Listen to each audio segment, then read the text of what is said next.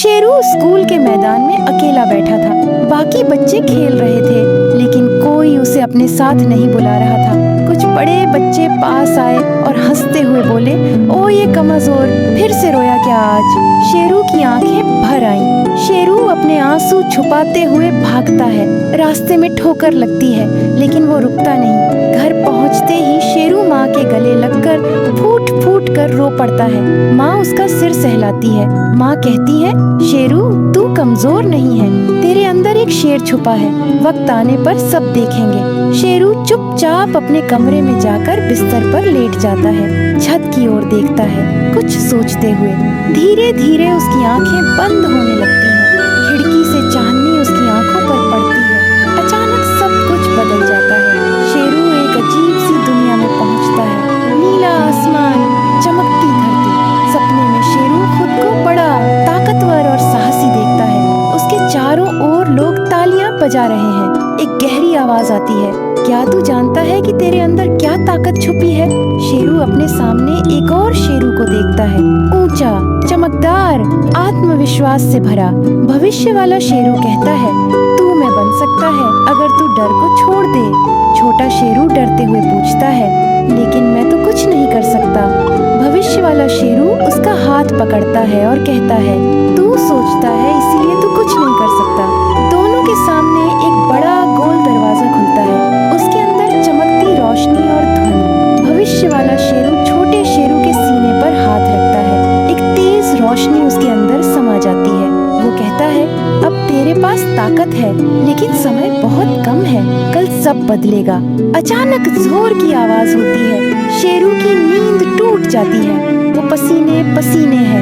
शेरू उठता है, आईने के सामने जाता है और खुद को ध्यान से देखता है। वो मुस्कुराता है। पहली बार उसकी आंखों में डर नहीं, हिम्मत है। शेरू स्कूल के रास्ते पर है, लेकिन आज उसकी चाल अलग है, सीधा, मजबूत। वही बच्चे फिर सामने आते हैं, हंसते हैं। क्या हुआ शेरू, फिर से रोएगा? शेरू सीधा उनकी आंखों में देखता है। आज नहीं, अब कभी नहीं। एक लड़का उसे धक्का देता है, लेकिन इस बार शेरू पीछे नहीं हटता। शेरू गुस्से में आंखें बंद करता है और अचानक एक जोरदार दहाड़। सारे बच्चे चौंक जाते हैं। शेरू की आंखों से रोशनी निकल रही है। पूरा मैदान चुप हो जाता है, जैसे समय रुक गया हो। शेरू चमक रहा है। भविष्य वाला शेरू की आवाज आती है, अब तू जाग चुका है।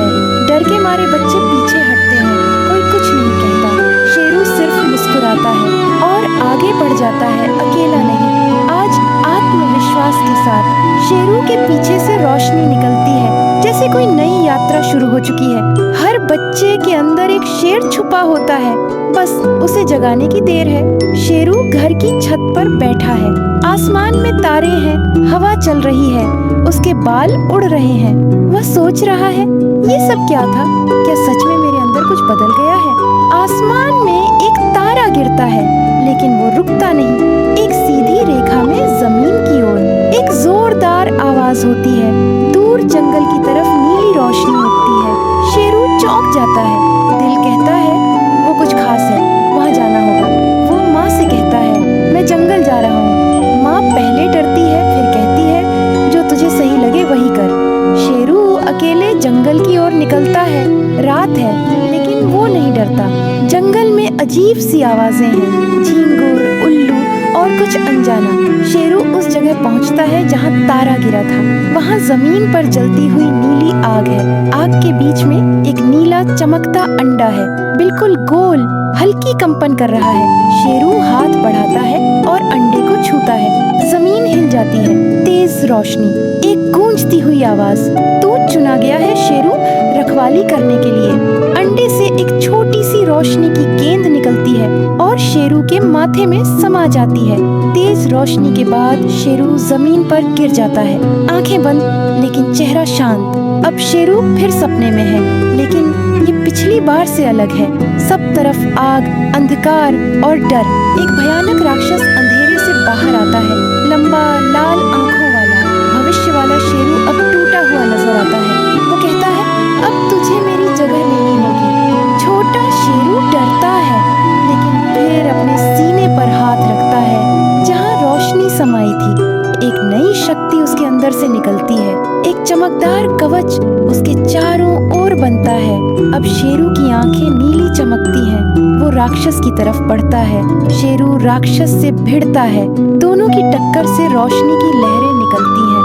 अचानक सपना टूटता है। शेरू फिर से असलियत में आता है। उसके माथे से धुआं निकल रहा है। नीला अंडा अब वहाँ नहीं है, सिर्फ एक चिन्ह जमीन पर बचा है। वही आवाज दोहराती है, अब तेरा मिशन शुरू होता है रखवाले।